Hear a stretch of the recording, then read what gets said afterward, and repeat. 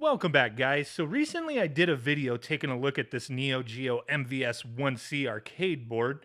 As you see here, we reshelled it in this acrylic case from Lions 3 to try to make it look a little beautiful, you know what I'm saying? And the end goal was to consolize it, meaning be able to use this on a TV and actually play games, because the board by itself does nothing. Absolutely nothing. It just kind of looks nice right now. And I did order a few different options, and one of them showed up today, so we're going to take a look at that. Now, if you watch that video where I installed this case, I mean, it's pretty simple, very nice looking case in my opinion. The one thing I want to point out real quick, which I did make a note on that video, is that there's some washers. I wound up putting them between the two pieces of acrylic here, the clear one and the black one. The instructions didn't say to do that, but the way I had it, if you remember in that video, it would have like this weird look from the two pieces being stuck together, and it was kind of annoying, but putting the washers between the two where the 4 screws go, it looks just fine. So there's that. Like I said, this is just a board here. Doesn't really serve much of a purpose at the moment, but we did get one of the options in. Straight from China off of Aliexpress, the USB Supergun version 4.0 DJF. I don't know what the hell a DJF is, but the one thing I thought was pretty funny was even the box that this came in had like made in China stickers all over it. I don't know if like there's a reason for that, but there's 2 of them up here, one right there, one right there. And all the components that it came with have those stickers on it too. I don't know if like they have to do that. I don't know. I mean, we know it's made in China. Soulja Boy didn't make this, even though we have all these logos here, right? So this is an interesting one. So this, obviously, it's used for JAMMA arcade boards. You could play, you know, stuff from Sikio, Sega, Konami, SNK, Capcom, IGS, and, you know, plenty of other JAMMA arcade boards. I want to use it specifically for this, but this can be used for a lot of things, and it's pretty cool because it's like an all-in-one solution here. So we'll open this up, take a look on the inside in a second as well, and we're going to test it all out. So don't trip on that. We're going to test it, but let's go over what we have here. So we have 2 SNK controller ports, so built in, plug in some, you know, Neo Geo controllers, or you could use USB controllers like PlayStation 4, arcade sticks from Hori, and with that, you can actually reprogram the buttons. There's a whole way to do that with certain button combinations and whatnot. They have that listed. I'll put that information up. But that was pretty cool. On the side here, we have our power to turn it on. And then we have our 5-volt adjustments here. 5.15 to 5.3. For Neo Geo, we should just, you know, leave it at the lowest. We should be fine. On this side, we have vertical and horizontal position dials here and the sync button. I don't think we need this on like a modern display, but if you were using this on like a CRT, you may have to use those, but we don't need to mess with any of that on a modern display. So just wanted to point that out. Another made in China sticker. Our JAMMA in, we'll get more into that in a second. Our 12-volt in does come with the power supply. Component, these are our video options. Pretty nice stuff here. Component, composite, and then we have S video, and then right here where it says MD2 RGBS out, that is Mega Drive 2 or Sega Genesis Model 2. We can use HD Retrovision cables, you know, SCART, whatever you have that is Sega Genesis Model 2.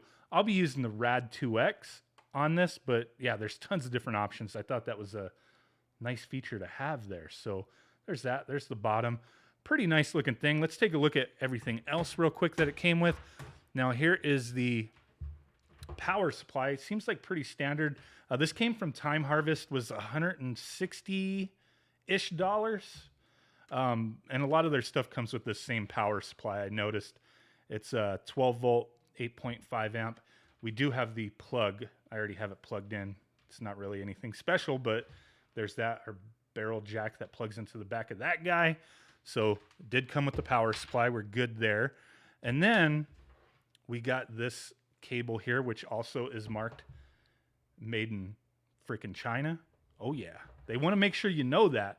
So this here, we need this.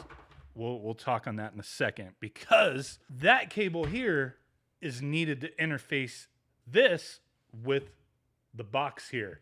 So this is going to be our JAMMA connector, which, like I said, we got to plug this in. We're going to open the top of this box up, take a look on the inside in a second. This guy right here, and we'll plug everything in, test it out, see what to do. You know what I'm saying? But we go ahead and screw this in, make sure it's all snug.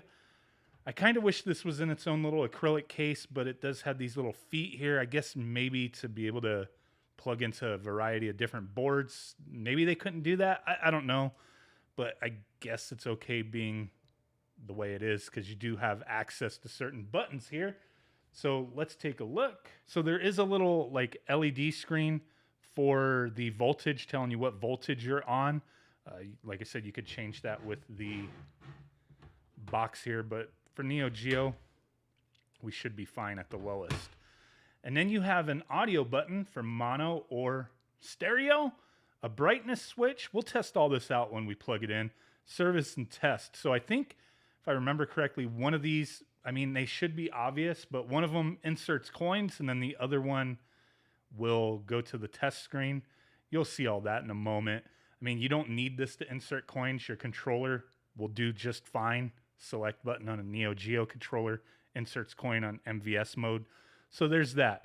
Right here, there's these two like add-on boards which mimic controllers, up, down, left, right, and then the 6 face buttons. So that's to indicate when you're doing the configuration for buttons if you need to do that.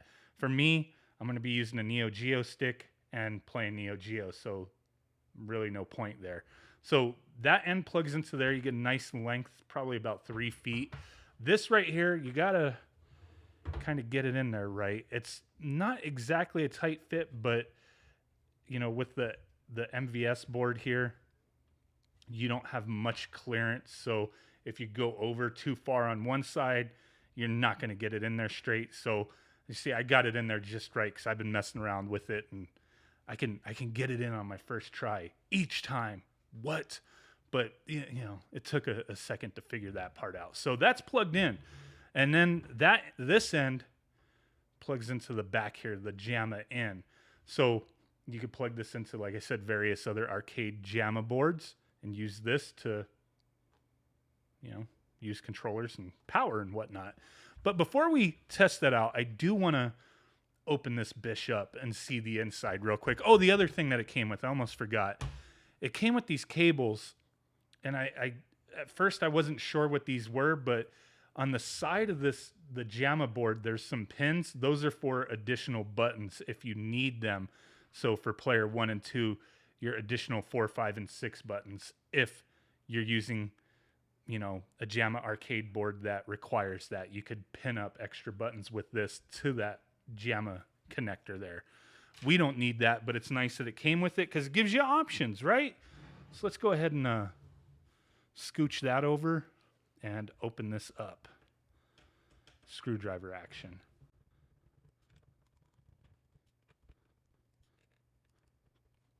So there is that. Let's get the top plate off.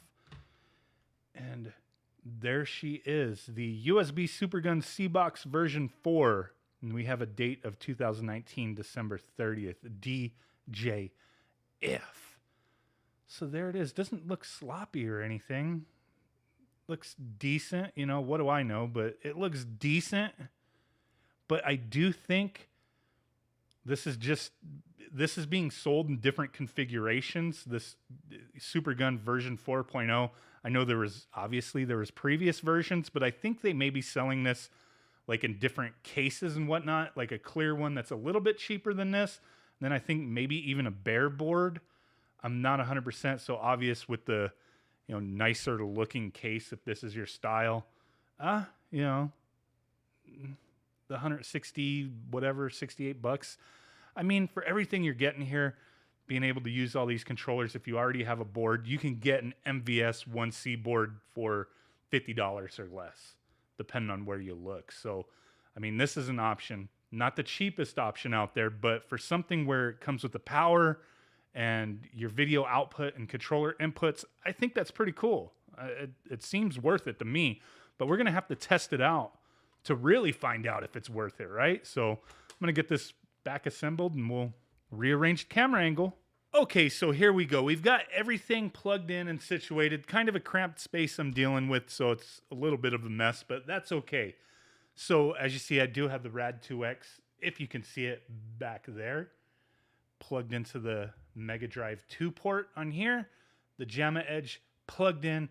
I just have a multi-game 161 and 1 plugged into the Neo Geo. And then we have this converted Neo Geo X controller, which I did do a video on converting this to DB15. Take a look. You can find these for pretty cheap, and the cable and the board is typically pretty damn cheap as well.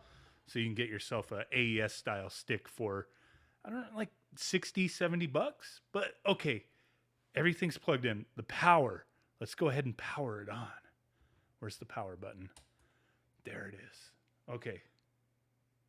There we go. Nice.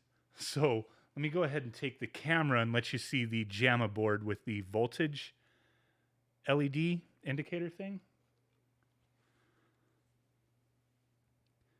So as you see right there, it is showing 510, I think.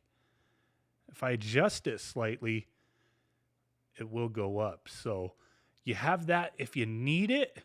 Now, like I said, we do have those couple other buttons in there. We'll go ahead and test that out real quick. So, okay. This one is brightness, I believe. If it's pushed all the way in, it's kind of lower brightness. And I guess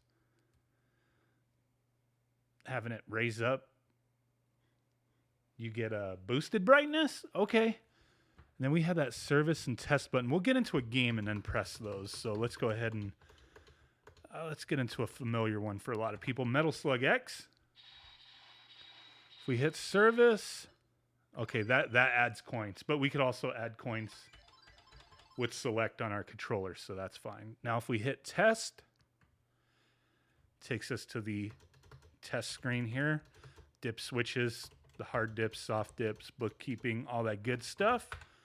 Pretty nice. And if you saw my previous video, we do have that Neo BIOS Master 2020 plugged into this thing with the UniBIOS 4.0. So we're all set on that. So, okay. Now if we hit the audio button,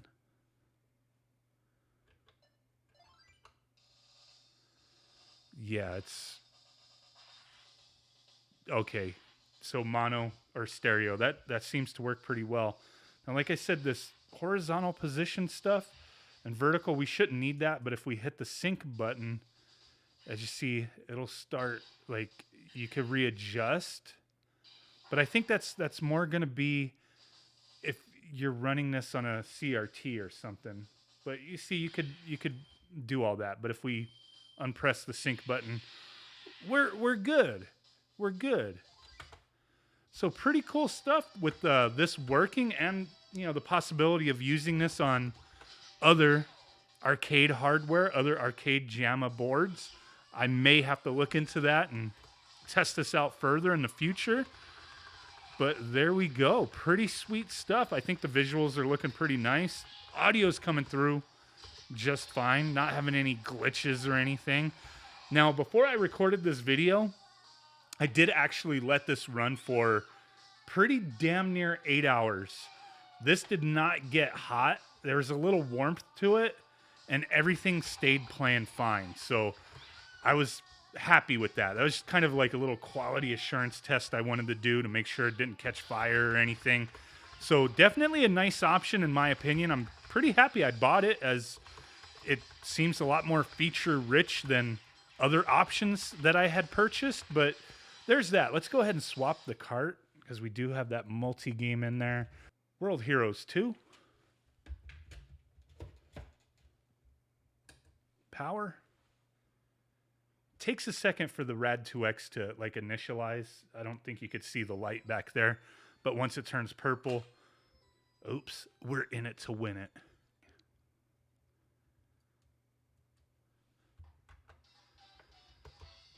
This game is looking a little more saturated than I'm used to, but it could just be this monitor. I've never used this monitor before.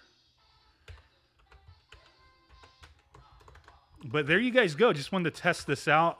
And I did see that the voltage, and I did not touch the voltage for this, you know, did go up a little bit. 5.13. And we're all the way down on that switch. I just checked, but there you go. The Supergun, USB Supergun version 4.0. With all their little options there. Like I said, it's kind of a mess right here just because I have, you know, limited space I'm working with. There's the Rad 2X. Pretty nice stuff. There's my Neo Geo X controller. Pretty cool. So thanks for watching. Let me know what you think. Really do appreciate it. And I will catch you guys next time. Peace out. Bye-bye. And boom. Bye.